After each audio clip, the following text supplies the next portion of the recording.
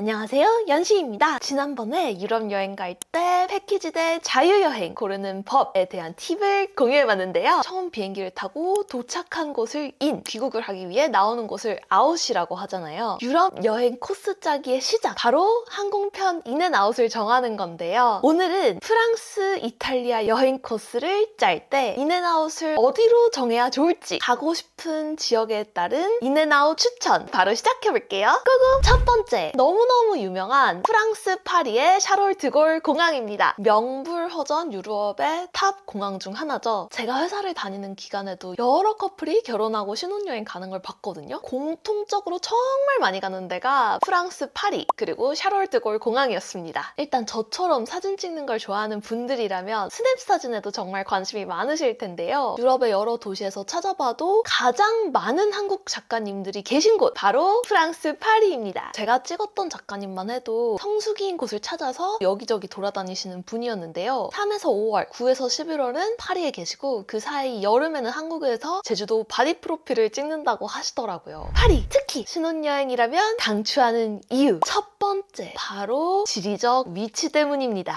다른 데로 이동하기가 너무 좋은 곳에 있어요. 예를 들어서 저는 파리에서 시작해서 테즈베, TGV를 타고 니스까지 내려왔다가 이탈리아로 기차로 넘어갔거든요. 자연 좋아하시는 분들은 스위스로 넘어가기도 하고, 인근에 있는 휴양 섬으로 넘어가기도 하고, 스페인으로 넘어가기도 하고, 이렇게 다른 나라랑 같이 여행하기 너무 좋은 위치라는 게 큰 장점인 것 같습니다. 파리를 추천하는 이유 두 번째, 쇼핑을 빼놓을 수가 없는데요. 프랑스, 이탈리아 신혼여행을 가기로 정한 나라만 봐도 쇼핑의 진심인 게 느껴지지 않나요? 파리, 밀라노 이렇게 쇼핑하기 좋은 도시가 유럽에 생각보다 많지는 않아요. 4대 패션 도시, 프랑스 파리, 이탈리아 밀라노, 뉴욕, 그리고 런던. 신혼여행에 백 하나 사고 싶다, 주변에 가족분들 선물을 사야겠다, 명품 쇼핑에 관심이 있다 하시는 분들이라면 파리, 밀라노에서 아웃을 하는 게 꿀입니다. 왜냐하면 신혼여행 출발지가 파리나 밀라노인 경우에는 쇼핑을 하기는 하는데 그 짐을 여행 내내 들고 다녀야 되다 보니까 고가의 물품일수록 심리적인 부담도 있고 챙겨 다니는 게 조금은 거추장스럽다고 느껴질 수가 있거든요. 저는 파리인 로마 아웃을 했는데 사실 파리에서도 쇼핑을 하긴 했어요. 왜냐하면 제 남편의 최애 브랜드 꼼데가르송의 시그니처 매장이 파리에 있었거든요. 너무 좋아하는 브랜드니까 간 김에 선물을 하나 사줬는데 쇼핑백이 엄청 큰 거예요. 근데 명품 좋아하시는 분들은 다 쇼핑백도 엄청 애지중지 하잖아요. 그러다 보니까 여행 내내 쇼핑백을 들고 다녀야 했다. 렌트카 여행을 하는 경우에는 명품 쇼핑백 보이는 게 되게 부담스럽거든요. 그래서 트렁크에 잘 숨겨 다녀야 되고, 만약 기차를 타고 간다 하면 기차 내내 쇼핑백을 끌어안게 된다는 점이 인으로 했을 때 단점이 되겠습니다. 이게 바로 프랑스 파리나 밀라노에서 아웃을 추천하는 이유입니다. 파리를 추천하는 이유 세 번째, 바로 낭만의 도시라는 점 때문인데요. 에밀리 인 파리, 비포 선셋 이런 넷플릭스 드라마나 영화 보셨나요? 저는 다 봤고요. 이런 걸 보다 보니까 파리가 정말 낭만 있는 도시구나 라는 환상이 생길 수밖에 없어요. 그런데 실제로 가도 도시가 너무 예쁘고 다른 대부분의 유럽 시골과는 다르게 밤까지도 여러 가게가 열려 있다 보니까 밤의 낭만을 즐길 수 있다는 게 파리의 특장점이 아닌가 싶습니다. 그래서인지 파리 스냅도 정말 많은 것 같은데 저는 주간, 야간 다 찍었고요. 여기서 꿀팁! 파리 스냅을 찍는다면 파리인을 추천드리는데요. 왜냐하면 유럽 여행은 여행의 후반부로 갈수록 꼬질해질 수밖에 없습니다. 한국과 다르게 석회수물이라 그런지 머리카락도 푸석푸석해지는 느낌이 들었고요. 또 결혼을 하고 가는 신혼여행이라면 네일이라든지 헤어컷이라든지 이런 관리가 다 돼 있는 상태로 가잖아요. 근데 여행 기간이 일주일, 2주일만 지나도 남자분들 보통 머리 3, 4주마다 한 번씩 자를 텐데 살짝 지저분해지는 것 같고, 여자분들도 네일 같은 경우에 길어져서 티는 안 나지만 내가 신경 쓸 수 있다는 점. 그리고 의상을 대여를 할 게 아니라 내가 챙겨갈 거면 옷이 아무래도 구겨지기가 쉬운데요. 여행 초반에는 짐을 되게 잘 싸는데 뒤로 갈수록 구겨 넣는다, 이런 분들은 옷이 더 구겨지겠죠? 물론 호텔에 다리미가 보통은 있습니다만 저 같은 경우에 스팀 다리미는 쓸 줄 아는데 이렇게 아이언 하는 건 잘 못하거든요. 근데 이런 다리미, 정석 다리미가 있는 경우가 많아서 다리미를 내가 못 다룰 수도 있어요. 그래서 조금 퀄리티, 때깔이 자연스러운 파리 스냅이 나올 수 있다. 한국 스타일, K-뷰티 느낌 낭낭한 파리 스냅 찍고 싶으신 분들이라면 파리인을 추천드릴게요. 다음으로 두 번째, 프랑스의 니스 공항을 뺄 수가 없겠죠. 텐트 박은 유럽 이후로 남프랑스의 인기가 굉장히 높아진 것 같아요. 프랑스로 여행 간다고 했더니 여행을 정말 좋아하는 친구가 파리로 가는 길이라는 영화 얘기를 하면서 파리에서 남프랑스 로드트립을 하는 게 자기 로망이라고 하는 거예요. 이제는 남프랑스도 한국인들 사이에 주요 관광지가 된 것 같습니다. 저도 중학교 때 남프랑스만 따로 여행을 다녀온 적이 있어서 그 기억이 너무 좋고 그 뒤로 지중해 여행에 완전 꽂혔거든요. 그래서 이번에도 욕심을 내서 남프랑스도 가면 어떨까 하는 생각을 했는데 문제는 프랑스가 생각보다 너무 크다는 겁니다. 만약 단 둘이 가는 여행인데 파리에서 남프랑스까지 다 로드트립으로 가겠다.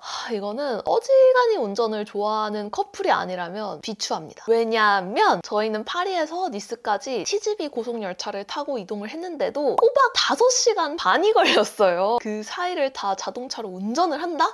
그거는 진짜 생각하기 어려울 것 같고 기차로 다닌다고 해도 여기저기 왔다 갔다 하는 게 조금은 피곤한 일정이 되지 않을까 싶습니다. 그리고 솔직히 파리만 해도 이틀 3일 있어도 부족해요. 남프랑스만 해도 정말 바쁘게 돌아다닌다고 해도 일주일이 모자르거든요. 그렇기 때문에 이번 여행이 평생 프랑스 여행의 마지막이 될 수도 있다 하는 게 아닌 이상 파리랑 남프랑스를 하나의 여행으로 다 묶으려는 거는 조금 비추하고요. 근데 전 남프랑스가 너무 좋았고 또 이탈리아에 어차피 넘어갈 생각이었기 때문에 기차로 니스에만 방문을 했습니다. 니스의 장점이 뭐냐고요? 우선 교통이 잘 돼 있다는 건데요. 니스 공항이 있거든요. 그래서 저처럼 어차피 환승을 해서 가시는 분들은 프랑크푸르트라든지 터키 이스탄불을 거치면은 한국에 한 번만 환승을 해서 가실 수가 있습니다. 또 기차역이 관광지랑 근처에 있어서 파리에서 출발을 한다든지 인근 나라, 인근 도시에서 출발하시는 분들도 니스를 가기가 정말 편합니다. 그리고 글로벌 관광 도시다 보니까 프랑스 중에서도 유독 영어가 잘 통하는데요. 가장 큰 장점은 바다가 너무 예쁘고 산책로가 너무 잘 돼 있다는 거예요. 산책만 해도 너무 기분이 좋고 파리, 로마 이런 데는 다 발 떨어지게 돌아다니는 관광 도시잖아요. 보통 여행을 같이 가다 보면 발 떨어지게 관광하는 파 그리고 휴양파로 나뉘는데 이런 유럽 여행에도 니스 하루 싹 껴주면 휴양파들이 휴식을 할 수 있는 재충전의 시간이 될 수 있습니다. 단점은 여기가 너무 유명한 휴양지다 보니까 약간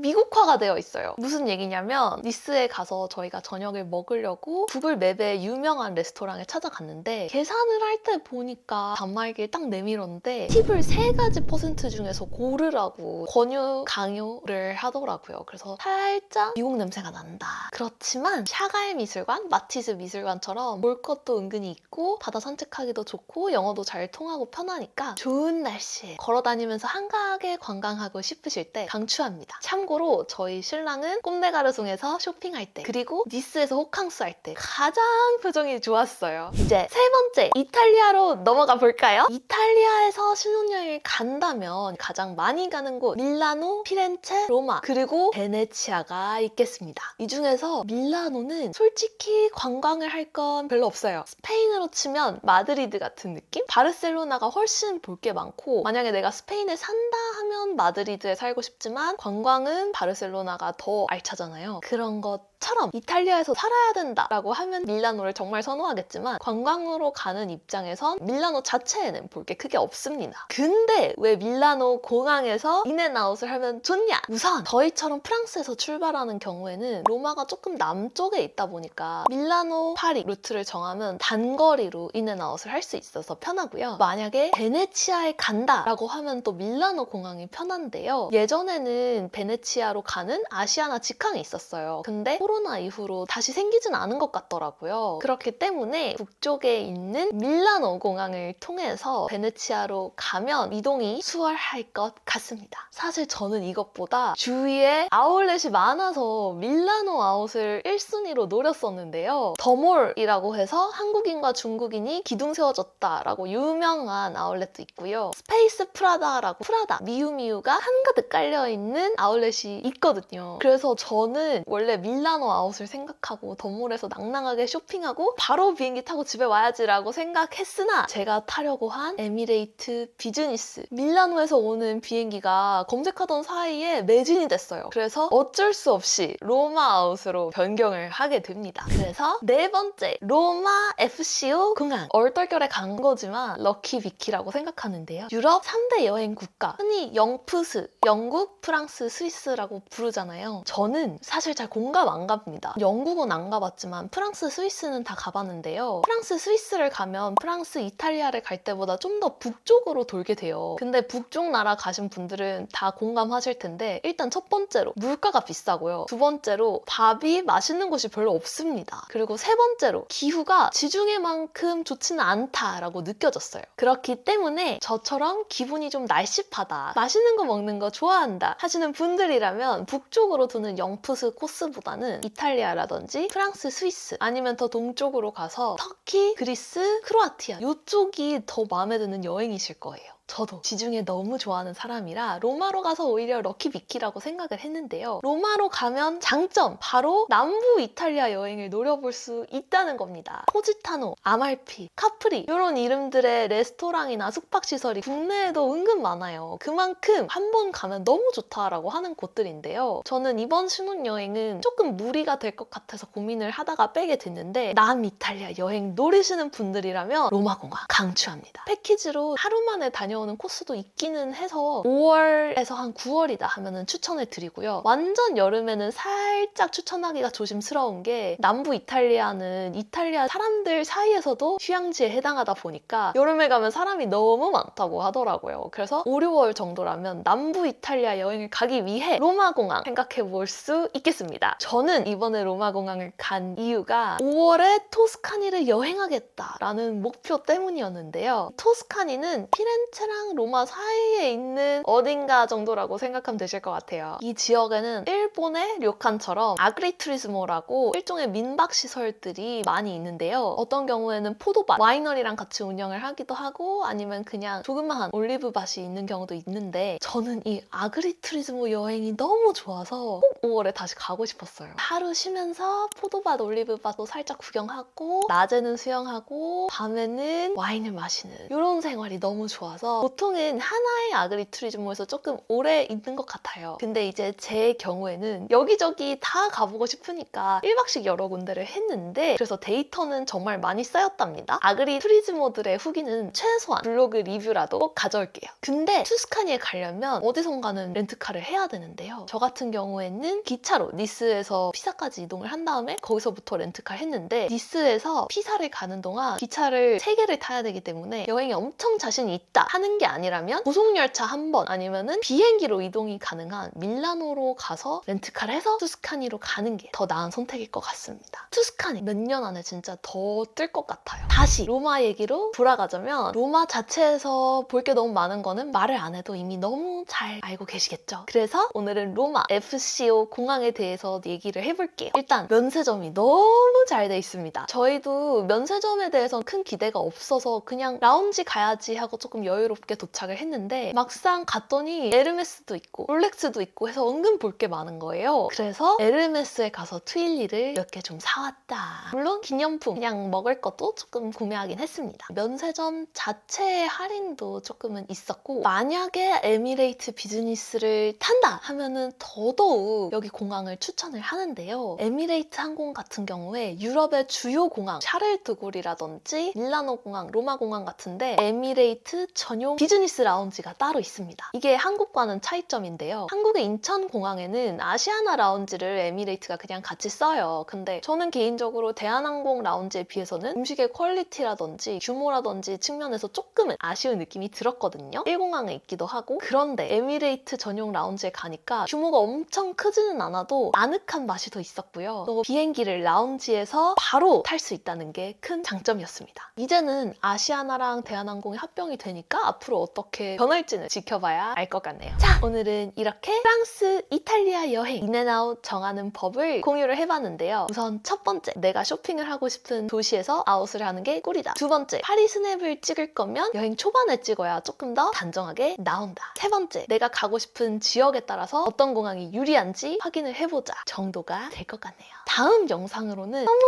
너무 질문을 많이 받았던 신혼여행 총 비용 얼마 들었는지에 대해서 준비를 하기 위해서 지금 열심히 비용을 정리를 하고 있어요. 사실 저도 알기가 무서웠지만 또 궁금하기도 해서 이 내용은 다음에 가져오도록 하겠습니다. 궁금하면 구독 부탁드리고요. 궁금하신 점은 댓글 남겨주시면 대댓글 혹은 다음 영상으로 가져오도록 하겠습니다. 오늘도 함께해서 즐거웠어요. 감사합니다. 안녕!